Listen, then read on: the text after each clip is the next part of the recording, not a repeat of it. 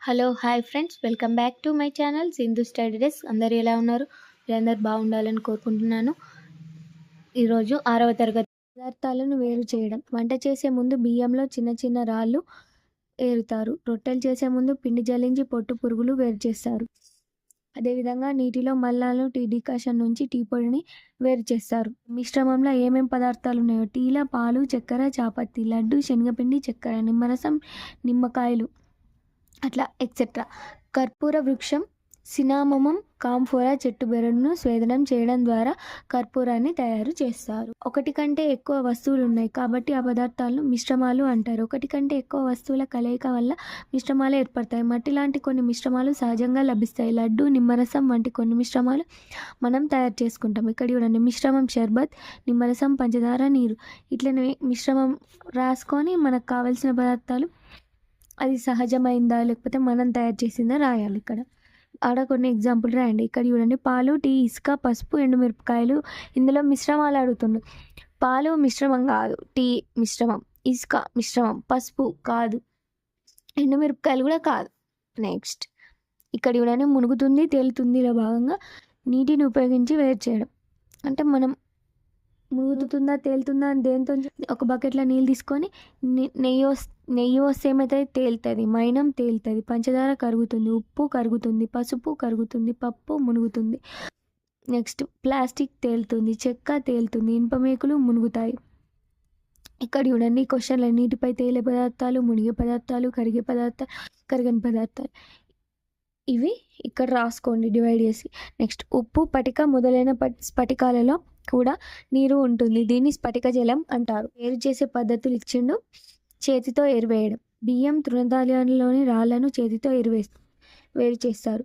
ఏరివేసే పద్ధతిని ఉపయోగించి వేరు చేసేటప్పుడు నీకు బియ్యం, పప్పులు, రాళ్లలోని ధర్మాలలో గల ఏ భేదాలు ఉపయోగపడ్డాయి?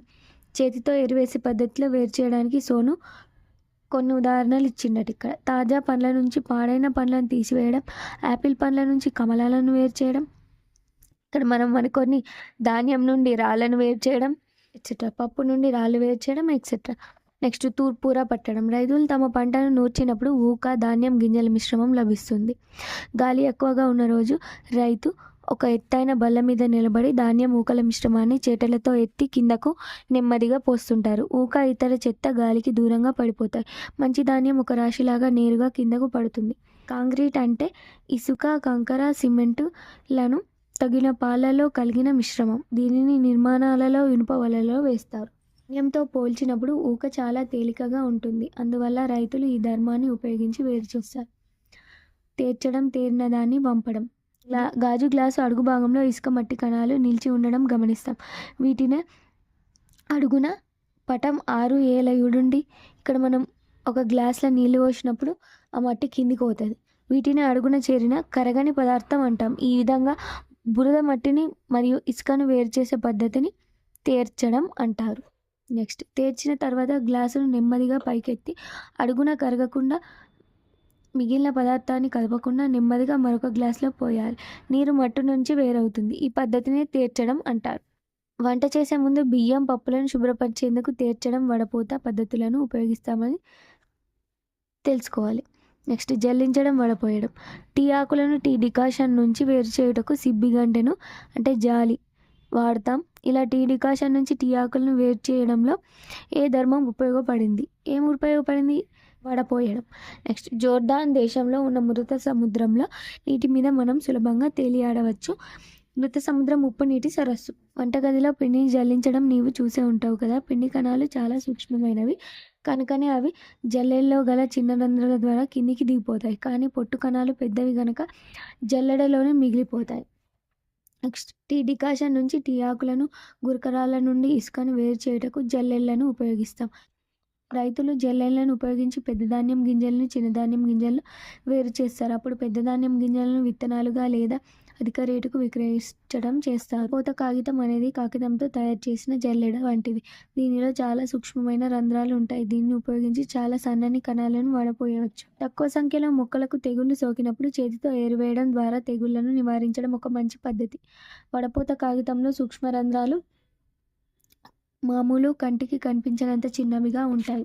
ఆ రంధ్రాల నుంచి కూడా కిందికి జారిపోయిన ఉప్పు నీటిలో కరిగిన ఉప్పు కణాలు ఇంకెంత చిన్నవిగా ఉంటాయి. ఉప్పు ద్రావణం తయారు చేసుకోవాలట. ఉప్పు నీటిని బీకర్లో ఉంచి స్టవ్ పైన వేడి చేయండి. ఆ ద్రావణాన్ని ఒక గాజు కట్టితో కలపండి. నీరు మొత్తం ఆవిరిగా మారేంత వరకు చేయండి. అప్పుడు పాత్రలో ఉప్పు స్ఫటికాలు పొడి మిగిలినట్టు కనిపిస్తుంది. ఉప్పు నీటి నుంచి ఉప్పును పొందడానికి సాధారణంగా నీటిని సూర్యరశ్మి వల్ల బాష్పీభవనం ఎగరడం చెందిస్తారు. సముద్రపు నీటిని వెడల్పైన ఇక్కడ ఉంది చూడండి మడులలో నింపుతారు. గాలికి సూర్యరశ్మికి మడులలో నీరు బాష్పీభవనం చెంది ఉప్పు మడులలో మిగిలిపోతుంది. ఇట్లా అయిపోతుంది. నీళ్ళు ఉన్నప్పుడు ఇట్లుండి ఇంజెక్షన్ పొడిని ఒక ద్రవంతో కలుపుతారు. అది ఏమిటి? అది నీరు. దాన్నే స్వేదన జలం అంటారు. ఈ స్వేదన జలం స్వచ్ఛమైన నీరు ఎక్కడి నుంచి లభిస్తుంది? నీటిని స్వేదనం చేసే పద్ధతి తెలుసుకుందాం. ఒక శంఖ కుప్పెలో కొంత నీరు తీసుకొని దాన్ని ఒంటి రంధ్రపు బెరడాతో మూయండి. ఒక గాజు గొట్టాన్ని ఆ రంధ్రం ద్వారా చొప్పించండి. గాజు గొట్టం కొన నీటిలో మునగకుండా జాగ్రత్త పడండి. ఇంకొక ఖాళీ శంఖ కుప్పెను కూడా అదేవిధంగా ఒంటి రంధ్రపు బెరడాలో గాజు గొట్టాన్ని దూర్చి బిగించండి. 2 గాజు గొట్టాలను రబ్బర్ గొట్టంతో కలపండి. ఇప్పుడు నీరు ఉన్న కుప్పెను బున్సెన్ బర్నర్తో వేడి చేయండి. కొంతసేపటి తర్వాత నీటి ఆవిరి రెండవ శంఖ కుప్పెలోనికి గాజు గొట్టం ద్వారా రావడాన్ని పరిశీలించండి. నీటి ఆవిరి మీద నెమ్మదిగా నీరుగా మారుతుంది. భూమిలో ఉండే ఇసుక రాతి పొరల గుండా నీరు భూమిలోకి ఇంకేటప్పుడు అవి నీటిని శుద్ధి చేస్తాయి. రెండో శంఖ కుప్పెలోకి దిగిన నీటిని స్వేదన జలం అంటారు. ఇంతకుముందు ఉన్నట్లు దీనిలో మలినాలు ఉండవు. పతనం. ఒక మిశ్రమం నుండి వేర్వేరు అణుఘటకాలను వేరు చేసేందుకు వాటి రంగు, ఆకారం, పరిమాణం, భారం, ధ్వనిత వ్యత్యాసం మనం ఉపయోగించవలసి వస్తుంది. కర్పూరం ఉత్పతనం చెందించడం. ఒక పింగాణి పాత్రలో కర్పూరము, ఉప్పు మిశ్రమాన్ని తీసుకొని దాన్ని ఒక గరాటుతో మూయండి. గరాటు కాడను దూది మూయండి. పింగాణి పాత్రను స్టాండ్ పైన ఉంచి వేడి చేయండి. కర్పూరాన్ని వేడి చేసినప్పుడు అది ద్రవ రూపంలోకి మారింది. నీరుగా ఆవిరిగా మారిపోయింది. దాన్ని గమనించండి. అదేవిధంగా చల్లబరిచినప్పుడు బాష్ప రూపంలో ఉన్న కర్పూరం ద్రవ రూపంలోకి మారకుండా నేరుగా ఘన రూపంలోకి మారుతుంది. ఏదైనా పదార్థం నేరుగా ఘన రూపం నుంచి వాయు రూపంలోకి లేదా వాయు రూపం నుండి ఘన రూపంలోకి మారే ప్రక్రియను పతనం అంటారు. క్రోమాటోగ్రఫీ. ఇది మిశ్రమంలోని పదార్థాలను వేరు చేయడంలో వినూత్న పద్ధతి. తెల్లని పొడవైన శుద్ధ ముక్కను తీసుకొని దాని చుట్టూ నీలం లేదా నలుపు రంగు సిరాతో గుర్తు పెట్టండి. ఒక పళ్ళెం తీసుకొని దానిలో కొద్దిగా నీరు పోయండి. మధ్యలో శుద్ధ ముక్కను నిలబెట్టండి. పళ్ళెంలో నీరు శుద్ధ ముక్కలోని సిరా రంగు గుర్తును తాకకుండా జాగ్రత్త వహించండి. ఒరిస్సాలోని చిల్కా సరస్సు మన దేశంలో ఉన్న అతిపెద్ద ఉప్పు నీటి సరస్సు. సేపటి తర్వాత శుద్ధ ముక్కపై ఏర్పడే రంగుల వలయాలను పరిశీలించండి. వాస్తవానికి సిరా ఒక రంగులోనే కనిపించినప్పటికీ అది అనేక రంగులను తమలో ఇముడ్చుకుంటుంది. ఇలా రంగులను వేరు చేసే పద్ధతిని క్రోమాటోగ్రఫీ అంటే. ఏదైనా ఒక ఆకు రసం తీసుకొని దానికి కేవలం ఒకే ఒక రంగు ఉందో ఎక్కువ రంగులు ఉన్నాయో పరిశీలించండి. నెక్స్ట్, మనం ఎక్కువ కాలం స్వేదన జలాన్ని తాగినట్లయితే జీవక్రియలు మందగిస్తాయి. కారణం లవణాలు లోపించడం. మిశ్రమం నుండి వేర్వేరు పదార్థాలను వేరు చేయడం. ఒక బీకర్లో సగం వరకు నీరు తీసుకొని దానిలో ఇసుక, రంప పొట్టు, ఉప్పుని చేర్చండి. మిశ్రమాన్ని బాగా కలపండి. దీన్ని 10 నిమిషాలు కదిలించకుండా అలాగే ఉంచండి. పదార్థాలను వేరు చేయడం అనేది చాలా ముఖ్యమైన శాస్త్రీయ ప్రక్రియ. ఇది మన నిత్య జీవితంలో కూడా ముఖ్యమైన అంశం. ఒక మిశ్రమం నుంచి పదార్థాలను వేరు చేయవచ్చు. పదార్థాలు పరిమాణంలో చాలా పెద్దవిగా ఉన్నప్పుడు చేతితో ఎరివేత అనే పద్ధతిని ఉపయోగిస్తాం. కొన్ని తేలికైనవి, కొన్ని బరువైనవి గల పదార్థాలు కలిసిన మిశ్రమాల నుంచి అణుఘటకాలను వేరు చేయడానికి తూర్పార పట్టడం అనే పద్ధతిని ఉపయోగిస్తాం. ఒక ద్రవంలో కరగని పదార్థాలు ఉన్నప్పుడు వాటిని వేరు చేయడానికి తేర్చడం, వడపోత ప్రక్రియలను ఉపయోగిస్తాం. ఒక మిశ్రమంలో చిన్నవి, పెద్దవి పదార్థాలు ఉన్నప్పుడు వాటిని జల్లించడం ద్వారా వేరు చేయగలం. ఒక ద్రవం నుంచి కరిగిన పదార్థాలను వేరు చేయడానికి స్ఫటికీకరణం పద్ధతిని ఉపయోగిస్తాం. నీటిలో ఉన్న మలినాలను తొలగించడానికి స్వేదనం పద్ధతిని ఉపయోగిస్తాం. కొన్ని ప్రత్యేక మిశ్రమాల నుంచి అణుఘటకాలను వేరు చేయుటకు ఒకటి కంటే ఎక్కువ వేరు చేసే పద్ధతులను ఉపయోగిస్తాం. ఘనస్థితిలో ఉన్న కార్బన్ డైఆక్సైడ్ను డ్రై ఐస్ అంటారు. ఉప్పు చాలా ఖరీదైన పదార్థం. దీన్ని తెల్ల బంగారంగా వ్యవహరించేవారు. Thanks for watching this video. Please like, share, comment and subscribe to my channel.